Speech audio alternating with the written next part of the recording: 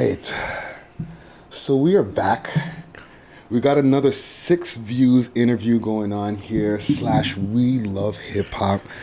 And you know, like I said with like other interviews, the reason I love doing this stuff, besides like just having that one-on-one interaction with people, we get to talk to people outside of just guys who rap. Guys who are doing a whole bunch of other different things in the industry, you know, whether it's people that we speak to who are behind the scenes in the music videos, you know, video directors we've spoken to, and different genres. Right. So with that being said, this is why we have you here today, because, you know, we get people who are like, yo, you don't talk to reggae artists? And I'm like, yo, whenever they're ready, you know what I'm saying? To me, this is an honor to be able to sit with somebody and get to pick their brain about what's going on in that scene. Okay. All right. So, with no further ado, we have Lexxicon in the motherfucking building. Exalted dancer. What we do is spiritual. Don't tell your pastor. What does heaven feel like? I'm the answer. You know what I'm saying? All right. And I really appreciate you coming through, man. It's you know, I've been listening to your music, like going through your Spotify and different places like that, and I'm like, what can I call this style? Because like a lot of different things are happening in one song. Yeah. So what would you call your style? No, man, that's a good thing. You know what I'm saying? So what would you call your style if you could put it into words? I just say dancehall fusion. The baddest one, now them muffin. Yeah, I broke me neck cause me want see copy. And me mash up me head while the speakers are beat. Dancehall fusion. That's what I call it. Okay. So I don't know what else to say. Yeah. So, where did you get the name Lexxicon? So while I was studying in school, I was reading some articles for this essay that I didn't want to read, but I had to. And in the article, it was just talking about it was this in the lexicon of this and blah blah blah. And I was like, what? I don't understand what the article said. I was like, I've never heard this word in my life. Yeah. I was like, I don't know what this is. Like, I just started post-secondary. I wasn't expecting all these new words. But like, I really liked how it sounded. Yeah. And then I went to go look it up and find the meaning to be like a body of knowledge or a language. Okay. And I was like, you know, that's it. I was also in like the process of kind of thinking about names, and then it just kind of happened. And I was like, this is it. Yeah. And then I was like, that's it. And at that point, you were already taking music seriously and stuff. That actually not even. Then I was just starting to write around that time. Okay. So you have like an extensive history because you've moved around a lot too. Yeah. All right. Like from what I've seen, you started in Jamaica. You lived in Birmingham. You lived in Brooklyn. Like, and now you're here in Toronto, and this also happens to be all the places where all the Jamaicans go. yeah. Jamaican indigenous places, right? So, let's start with Jamaica. Okay. What was it like growing up in Jamaica? So, I was really young, so I can't tell you exactly because I left when I was pretty young. Yeah. I assume it was warm. You know. So what time? When did you leave? So I left when I was like 3 or 4. Okay. And then we went to England, and it was cold. Started school there. That was just interesting. I mean, I think a teacher I remember, her name was Miss Pinto. Okay. Yeah, and then I think mostly it was when I was in Brooklyn. I was like in like middle school and like learning. Yeah. And actually knowing what's going on. Yeah. So between the ages of 4 and let's say 13, you were in Birmingham? No, I'd say from like 4 to maybe 7. Okay. And then from 7 to 12, I was in New York. Yeah. So what's Birmingham like? Is that like from your view as a kid?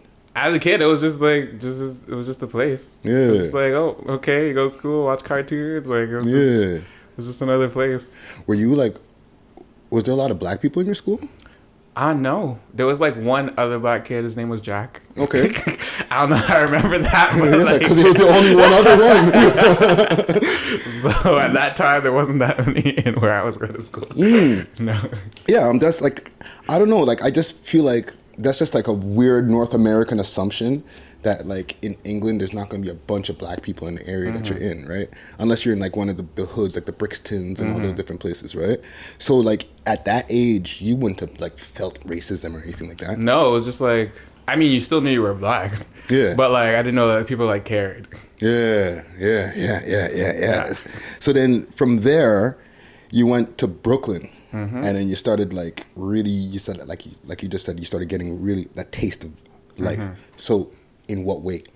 I'd say, I mean, just, you know, because there's like there's a corner store everywhere. There's food like all around. You really walk most of the time. Everything itch up together. You know, everything back to back. It was just like going to school there, seeing like how the environment was, especially like Brooklyn that time was a little rough around those times. Just trying to, you know, stay out of trouble, not get involved with certain crews, because like it was not looking good. So what area of Brooklyn were you in? It was in like what street was it? See, I can see the street in my head, but I don't remember the name of it. Because there have the different areas. Flatbush. Yeah, it was close to Flatbush. Okay, so that might be Crown Heights, maybe. There's Crown Heights. There's East New York. You know, there's Bedford-Stuyvesant area. There's all these different areas out there that are notorious. You know what I'm saying? So did you see a lot of action when you were out there? Like a lot of crazy shit? I'd say I kind of stay. It always usually happen at night. So like my parents always make sure you have to be at home at a certain time. Make sure you have to do whatever. And like I even started taking martial arts classes. Okay.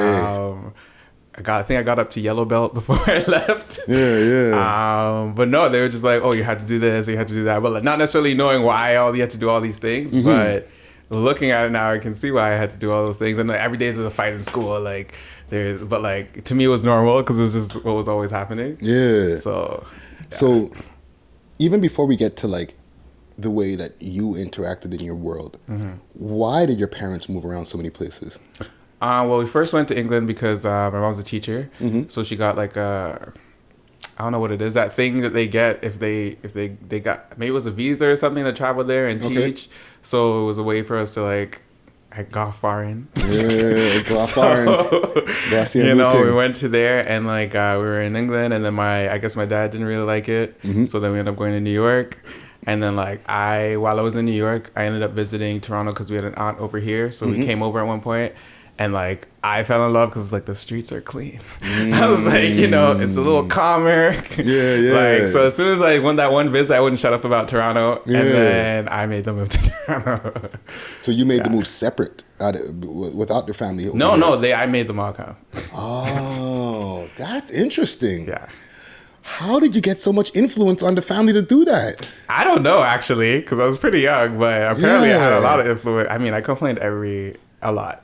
I was very persistent. I'll say that. Yeah. I was very persistent. I was like, no, let's do this. And then we come up like maybe like every 2 months on like a weekend just to visit. And then I'm just like, I just won't stop talking about it. Wow. And even with all that moving around, right?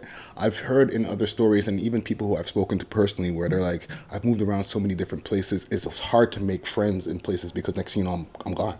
So did you go through that type of stuff? I'd say I had the opposite experience. Like, because I had to move so much, I learned how to make friends quickly. Whether or not we were gonna like have that friendship for a long time is like probably not, but you kind of, after a while, you just learn how to adapt to like a new environment. Because even when we were in New York, I moved like 4 different schools while we were there. Wow. There was one Christian school, then we went to like some other public school, then we went to, so like you just, as a kid, you just learn how to make friends pretty quickly. You ever experienced the culture shock, as they say?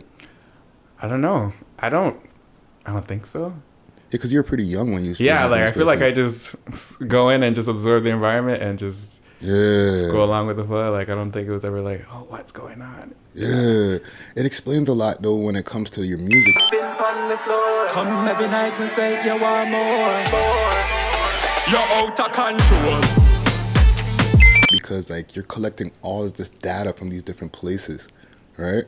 And then like when you start making music, you know, you're not just like, I've only lived in this one place, so this is the only thing that I'm hearing. You know what I'm saying? You're taking stuff that you're taking from your life experiences, right? So even Toronto, when you first moved to Toronto, how old were you around that time? That was 13. 12 to 13, yeah. Okay, so what was it like for you when you first moved to Toronto? When I first moved there, they actually tried to put me back a grade. That's what Really? They tried to put me back in like Why's 7th that? grade.